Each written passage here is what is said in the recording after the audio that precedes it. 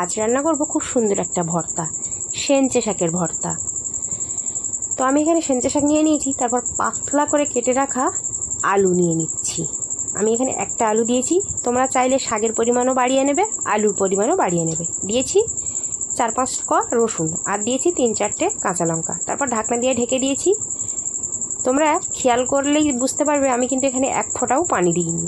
ঢাকনা দিয়ে ঢেকে রাখার পর কিছুক্ষণ পরে দেখতেই পাচ্ছ কতটা পানি বেরিয়েছে।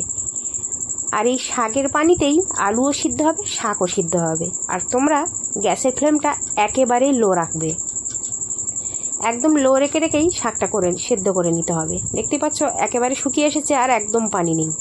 তবে আমি আর একটু শুকিয়ে নেব, কেননা ভর্তাটা যদি পুরোপুরি ভালোভাবে না শুকনো করা হয় প্যাচপ্যাচে ভাব চলে আসবে। দেখতেই পাচ্ছ আলুটা পুরোপুরি সিদ্ধ হয়ে গেছে।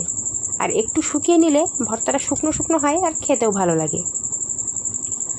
তো আমি ঢাকনা দিয়ে এই পানিটুকু একদম শুকনো করে নামিয়ে নেব। আর হ্যাঁ, তোমরা যদি আমার এই পেজে নতুন হয়ে থাকো প্লিজ পেজটাকে ফলো করে পাশে থাকবে। দেখতেই পাচ্ছ এখানে পেঁয়াজ আর শুকনো লঙ্কা ভেজে নিয়েছি। তারপর স্বাদ মতো নুন দিয়ে দিচ্ছি।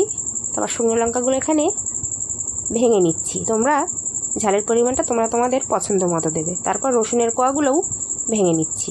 আর হ্যাঁ, তোমরা যদি ইউটিউব থেকে দেখে থাকো তাহলে প্লিজ চ্যানেলটা সাবস্ক্রাইব করে পাশে থাকবে। আর ভিডিওটা যদি ভালো লেগে থাকে তাহলে লাইক করবে। আর এইভাবে ভর্তা বানিয়ে আগে খেয়েছে কিনা সেটা কমেন্টের মাধ্যমে জানাবে। তো আলু আর শাকগুলো আমি একে একে মেখে নিচ্ছি। এবার ভর্তাটা ভালোভাবে চটকিয়ে মেখে নেব। এই ভর্তাটা একবার হলেও খাওয়ার অনুরোধ রইল, ভীষণ ভালো লাগে এই ভর্তাটা খেতে। আর শাক সবজি তো খাওয়া খুবই উপকার।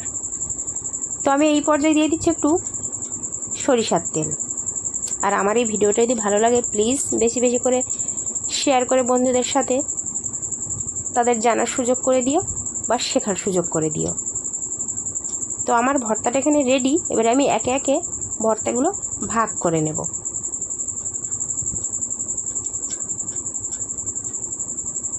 দেখতে কতটা লোভনীয় হয়েছে তোমরা নিজেরাই বুঝতে পারছো। তো আমার ভর্তাগুলো রেডি। কতটা সুন্দর হয়েছে। তো আজকের এই পর্যন্ত, দেখা হবে আবারও অন্য কোনো সহজ সাধারণ রান্নার ভিডিও নিয়ে। আসসালামু আলাইকুম, খোদা হাফেজ।